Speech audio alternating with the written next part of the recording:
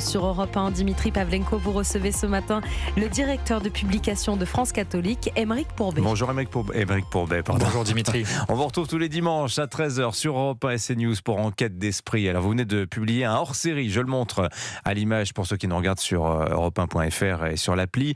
L'épopée de l'Algérie chrétienne, de Saint-Augustin à Léon XIV. Alors le pape s'est rendu à Alger le mois dernier, c'était l'occasion de raconter pour vous l'histoire de cette Algérie chrétienne des origines à nos jours.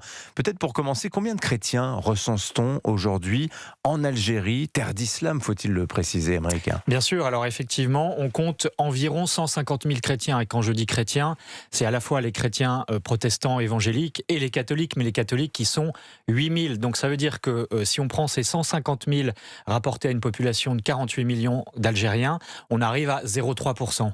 Donc c'est vraiment une poignée infime qui subsiste encore sur cette terre qui, effectivement, c'est ce qu'on raconte dans ce hors-série, a été une terre chrétienne extrêmement riche et puissante.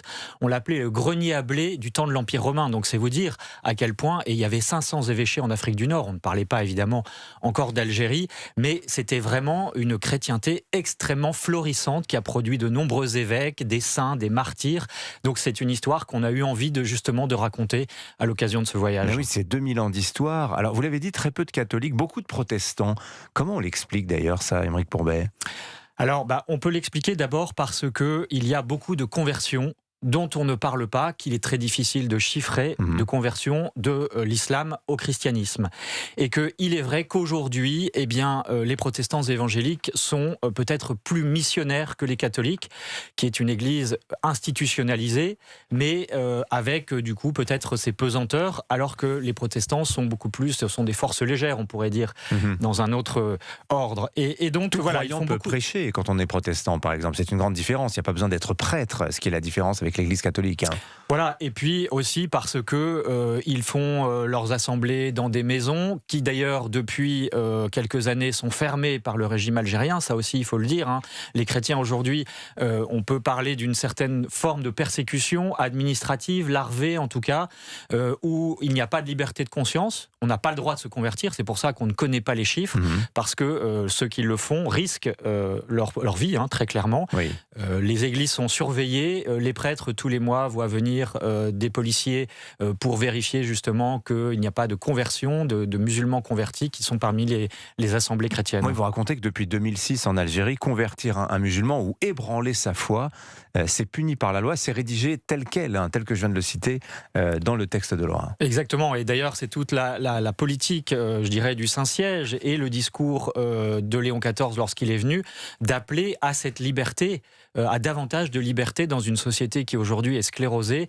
La liberté, c'est aussi la liberté de se convertir, de changer de religion. Alors pour revenir au pape, vous racontez longuement sa visite en Algérie le mois dernier, du 13 au 15 avril. Comment ça s'est déroulé? Est-ce qu'il a été bien accueilli par les autorités algériennes, Aymeric Pourbet? Alors je crois qu'il a été bien accueilli en effet parce que c'était aussi l'intérêt du régime algérien que ça se passe bien et que ça donne aussi une vitrine internationale à l'Algérie. Donc de ce point de vue-là, on peut dire que ça s'est bien passé. Ce que j'ai observé, c'est que le pape a su trouver les mots justement pour appeler à ne pas ajouter du ressentiment au ressentiment. On sait qu'avec la France notamment, il y a une histoire extrêmement compliquée depuis la décolonisation. Il a dit aux Algériens en quelque sorte qu'il fallait sortir de ce cycle du ressentiment. Et ça, c'était très fort parce qu'évidemment, il y a des blessures de part et d'autre. Et donc, ça, c'était déjà une parole forte, et puis l'appel à la liberté, encore une fois, au sens critique, pour sortir par le haut, finalement, de cette situation, encore une fois, assez sclérosée du pays. Alors, votre hors-série remonte aux sources historiques de l'Algérie, qui fut chrétienne bien avant l'arrivée de l'islam, ça vous le racontez bien, puis vinrent les Arabes musulmans, la Reconquista au XVe siècle par les Espagnols, puis l'ordre ottoman, et enfin la colonisation française. Dans toute cette grande histoire, la chrétienté, l'Église catholique, elle parvient toujours à trouver sa place aujourd'hui. Alors, groupusculaire, microscopique, minoritaire aujourd'hui. Mais enfin, ce hors-série permet de voir un petit peu une photo d'ensemble. Et alors, il y a tout un passage que j'ai trouvé très intéressant. C'est sur les grandes figures chrétiennes de l'histoire d'Algérie. On va en donner quelques-uns parce que je trouve que c'est très intéressant.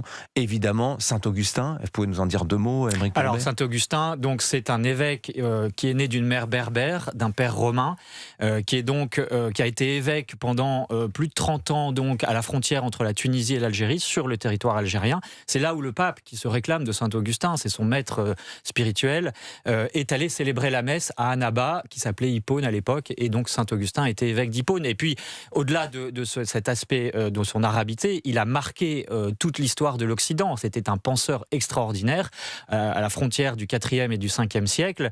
Et donc, effectivement, c'est aussi une figure aujourd'hui qui fait le pont entre les deux rives de la Méditerranée, entre l'Afrique du Nord et l'Occident, on va dire. Et donc, très importante cette figure. Et puis, évidemment, il y en a d'autres. Il y a aussi Charles de Foucauld, plus proche de nous, qui a été dans le Sahara pour évangéliser les Touaregs, qui a été assassiné malheureusement. Oui. Il n'a converti personne de son vivant. Voilà, de son vivant, mais en revanche, il a eu beaucoup de successeurs qui donc se sont inspirés de son exemple pour aller évangéliser d'une manière discrète, mais réelle. Il n'y avait pas de confusion chez lui entre l'islam et le christianisme. Et puis Géronimo. Alors, qui était Géronimo? Alors, Géronimo, c'est une histoire incroyable. C'est un arabe qui a été converti dans son enfance, mais avec une conversion sincère, et puis qui a été forcé, parce qu'à l'époque, c'était extrêmement compliqué, de revenir à l'islam. Puis ensuite s'est échappé et a fini assassiné, donc parce qu'effectivement il refusait de renier sa foi chrétienne. Il a été enterré dans un fort qu'on a appelé le fort des 24 heures, et son corps a été redécouvert 3 siècles plus tard. C'est incroyable, au moment de la colonisation justement, et il a été déclaré vénérable par l'Église. Et donc voilà, c'est un exemple de martyr. Il y en a beaucoup sur cette terre qui ont voulu garder la foi chrétienne. Alors, pour l'anecdote aussi, la clémentine est algérienne.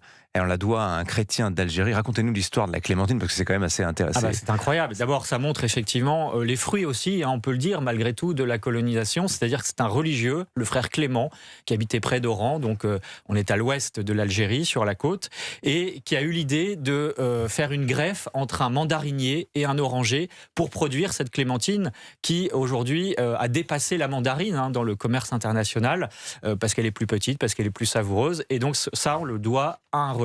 Et puis c'est aussi dire que cette terre, Rodier, voilà, et donc c'est pour ça que ça s'appelle 1894, je crois, et c'est dire aussi combien cette terre est riche aussi de ses produits, de sa nature qui est florissante. Donc voilà, c'est vraiment une terre bénie, c'est ça qu'il faut retenir. Voilà, l'épopée de l'Algérie chrétienne, donc hors série de France Catholique. Aymeric Pourbet, son directeur, était avec nous ce matin sur Europe 1. Merci d'être venu nous en parler, Aymeric. Bonne journée à vous. Bonne journée. Il est 7h18 sur Europe.